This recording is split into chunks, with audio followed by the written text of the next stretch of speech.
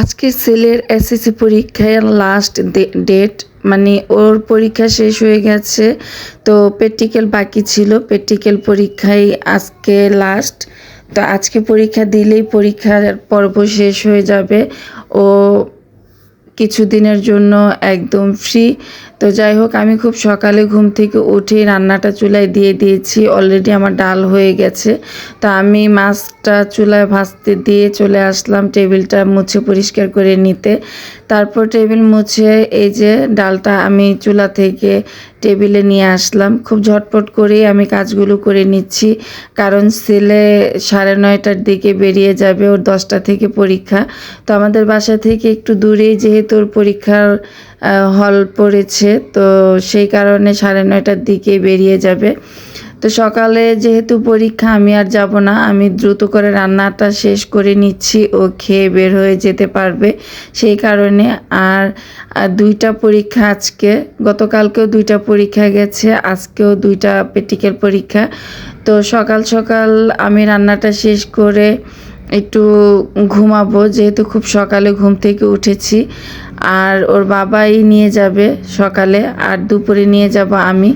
তো এই যে মাছটা ভেজে তারপর আমি প্রথমে কড়ার মধ্যে তেল দিয়ে দিলাম, তারপর পেঁয়াজ দিয়ে এখন একটু আদা রসুন বাটা দিয়ে শুকনো মশলাগুলো দিয়ে দিচ্ছি। আর শুকনো মশলার মধ্যে লবণ, হলুদ গুঁড়ি, মরিচ গুঁড়ি, ধনিয়া গুঁড়ি দিয়ে আমি এই মশলাটাকে খুব ভালোভাবে ভেজে নিয়ে তারপর একটু পানি দিয়ে কষিয়ে নিব। আর আপনারা যারা আমার এই ধরনের ডেইলি লাইফস্টাইল ব্লগ দেখতে পছন্দ করেন, আপনি চাইলে আমার পেজটাকে ফলো দিয়ে আমার সাথে থেকে যেতে পারেন, এবং কি লাইক, কমেন্ট, শেয়ার করে অন্যকে দেখার সুযোগ করে দিতে পারেন। তা আমি মশলাটা খুব ভালোভাবে কষিয়ে নিয়ে তারপর এই যে মাছগুলো দিয়েও একটু নেড়ে চেড়ে মাছের জন্য ঝোল দিয়ে দিলাম। আর আমি একটু মাখা মাখা করেই ভুনা করেছি। তো আমার রান্না কিন্তু অলমোস্ট শেষ, সাথে আমি একটু পটল ভাজিও করেছিলাম। সব রান্নাটা আর আমি দেখাইনি, অফ ক্যামেরাতে পটলটা ভাজি করে নিয়েছি। এখন রান্নাঘরটাও আমি একেবারেই সাথে সাথে মুছে পরিষ্কার করে নিচ্ছি, যেহেতু সারাদিন আর রান্নাঘরে তেমন কোনো কাজ নেই, তাই রান্নাঘরটাও মুছে পরিষ্কার করে পরিপাটি করে ফেলছি। আমার আবার বিকেলে রান্নাঘরে কাজ আছে, তো দুপুরবেলা যেহেতু কাজ নেই তাই রান্নাঘরটা পরিষ্কার করে একেবারে ঝাড়ু দিয়ে দিচ্ছি।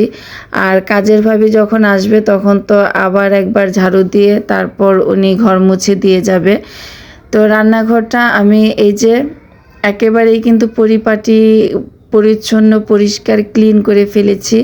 এখন পাপোশটাও দিয়ে দিলাম। তো এদিক থেকে আমি আমার এই যে রান্নাগুলোও আপনাদেরকে দেখিয়ে দিচ্ছি। এখানে মাছ ভুনা করেছি, পটল ভাজি, ডাল আর ভাত। এটা হচ্ছে সকাল এবং দুপুরের রান্না, বিকালে আবার রান্না করতে হবে। গৃহিণীদের আসলে কাজের কোনো শেষ নেই, একটার পর একটা কাজ তো থাকেই।